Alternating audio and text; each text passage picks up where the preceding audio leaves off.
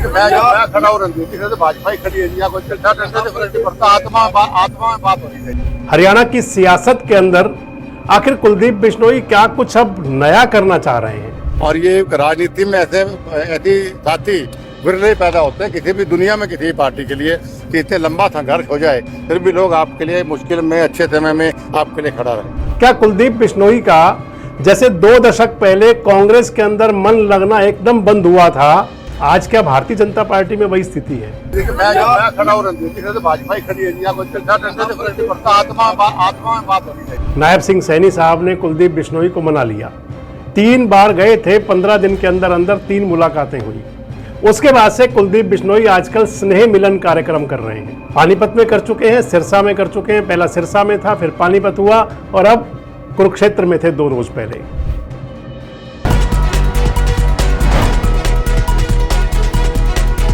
दोस्तों नमस्कार, मैं संजय मग्गोर, मौजूद है देश रोजाना के डिजिटल मीडिया मंच पर। वो 2006 था, अब 2026 है।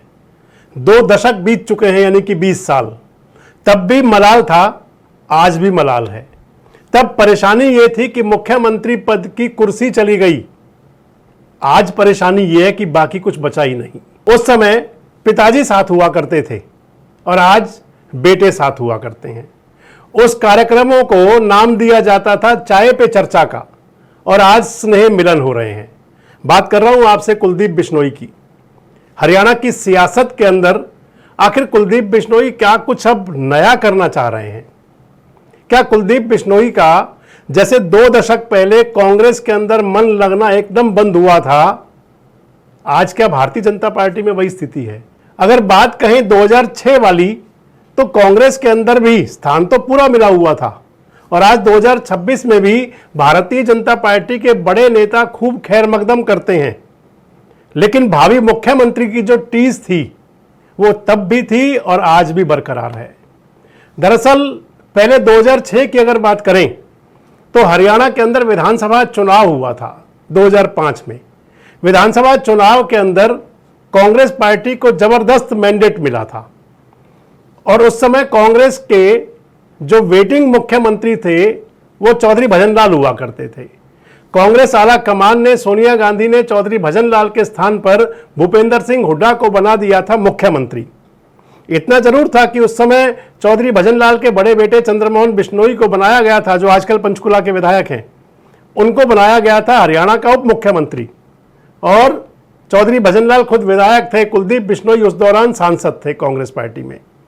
लेकिन क्योंकि मुख्यमंत्री पद की कुर्सी चली गई थी चौधरी भजनलाल की, और कुलदीप बिश्नोई ने उसको दिल पर ले लिया था।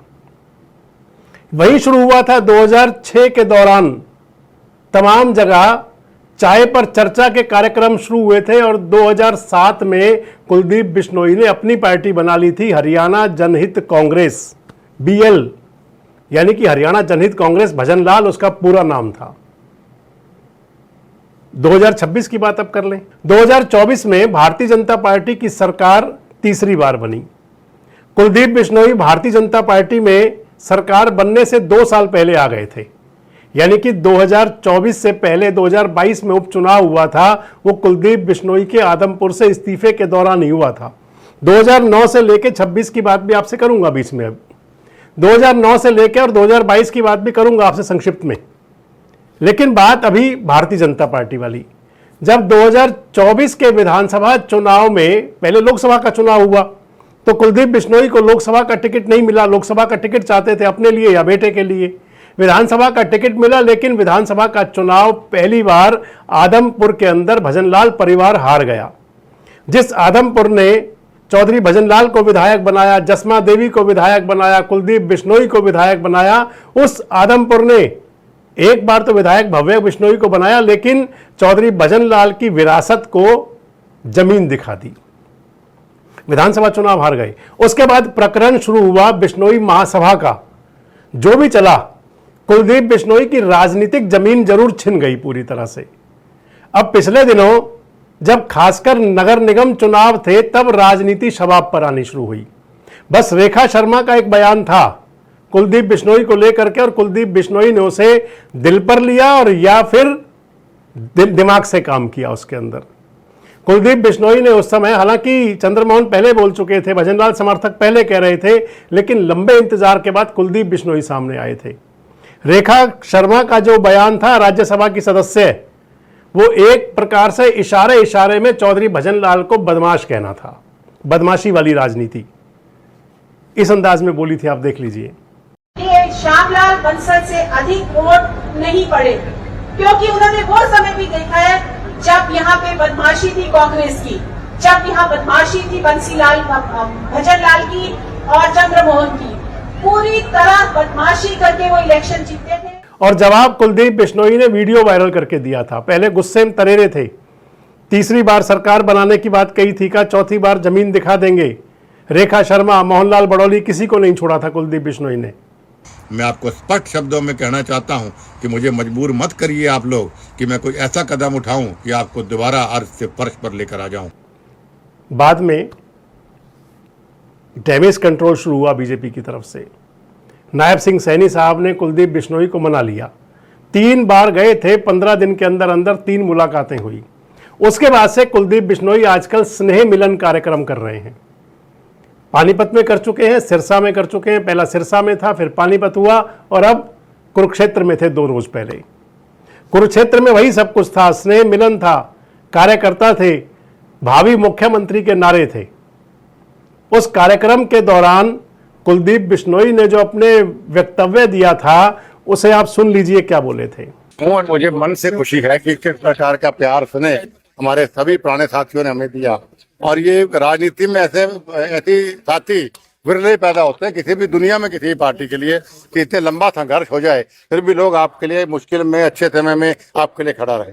तो दिल की गहराइयों से, भाई प्रदीप जी भी खड़े, सभी साथियों का मैं दिल की गहराइयों से आभार व्यक्त करता हूँ कि आज सिर्फ मिलन समारोह के अंदर भी एक रैली का रूप आपने खुद देखा, आप गवाह इस बात के किस प्रकार की भीड़ थी, और आपका भी भारी इतनी गर्मी में हमारे लिए आए। हरियाणा में जाएंगे तो इस तरह के कार्यक्रम, हरियाणा, राजस्थान, सब जगह जा रहा हूँ, आगे भी जाऊंगा। सब पंजाब चुनाव को लेकर सर क्या कुछ कहेंगे सर? पंजाब में भी जाएंगे, सरकार बना के देंगे आपको। अच्छा। ये लंबे कुरुक्षेत्र काफी है, इस प्रकार एक कार्यक्रम में कई दिन बाद आया, लेकिन ब्याह शादियों में, दुख सुख में तो आता रहता हूँ। और लेकिन उसकी अगर आपकी बात मान भी ली जाए, फिर भी देखिए कितना प्यार लोगों का हमारे को देखने को मिलता है। पहली बार तो इस कार्यक्रम में माइक के आप लोगों से मिले हो क्या? इस प्रकार से तीसरा है जी, ये सिरसा पानीपत हो चुका है। लोगों का मिलन था ना महाराज जी। माइक का जब यार माइक लगाओगे वहां बोलने खाली में लोग बोलते हुए, लेकिन माइक का नुकसान ही होता है, नेता बोल के चले जाते हैं। इस प्रकार जा जाके मिलने का नहीं संभव हो पाता। और मेरी हमेशा इच्छा रही है कि जो मेरे साथियों को जब तक मैं खुद जाके हाथ ना मिलाऊं, मेरी आत्मा खुश नहीं होती। और माइक वरना भाषण दे के कब तक कार्यक्रम खत्म कर चला जाता हूँ। ये एक बेहतर तरीका है अपने साथियों से आपको अच्छी तरह मन से मिलने का।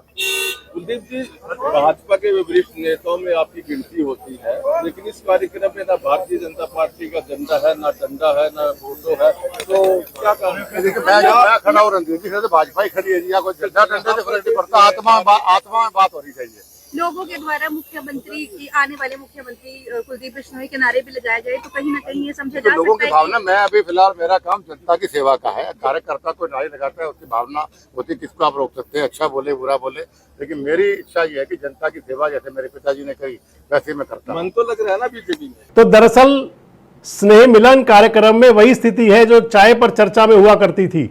उस समय कांग्रेस के नेताओं के फोटो, कटआउट, सब कुछ नदारत थे, झंडे नदारत थे। आज भारतीय जनता पार्टी के नेताओं के झंडे, फोटो, कटआउट नदारत हैं, सब कुछ। कुलदीप बिश्नोई खुद कह रहे हैं, आपने सुना अभी, कि रणधीर पनिहार है और मैं हूं, तो इसका मतलब सारी भारतीय जनता पार्टी है, यही कहना चाह रहे हैं। लेकिन सवाल उठ जाता है बड़ा कि आखिर कुलदीप बिश्नोई करना क्या चाहते हैं, क्योंकि 2007 में जब हरियाणा जनहित कांग्रेस बना ली थी, तो हरियाणा जनहित कांग्रेस का पहले चुनाव में 2009 में बेहतरीन प्रदर्शन था। 6 विधायक मिले थे, हालांकि 5 भाग गए थे, छोड़ गए थे, हुड्डा साहब के पास चले गए थे, और एक अकेले कुलदीप बिश्नोई रह गए थे। 2009 से 2014 तक कुलदीप बिश्नोई खूब भागदौड़ करते रहे। 2014 के लोकसभा चुनाव में बीजेपी से गठबंधन भी हुआ, बाद में मायावती जी से गठबंधन भी हुआ, लेकिन सारे गठबंधन टूट गए। बाद में कुलदीप बिश्नोई 2014 का विधानसभा चुनाव जो है वो हरियाणा जनहित कांग्रेस, उनके साथ में विनोद शर्मा की पार्टी, और उन सब ने मिलकर के लड़ा था। 2 विधायक मिले, कुलदीप बिश्नोई जी खुद और उनकी धर्मपत्नी विधायक बने।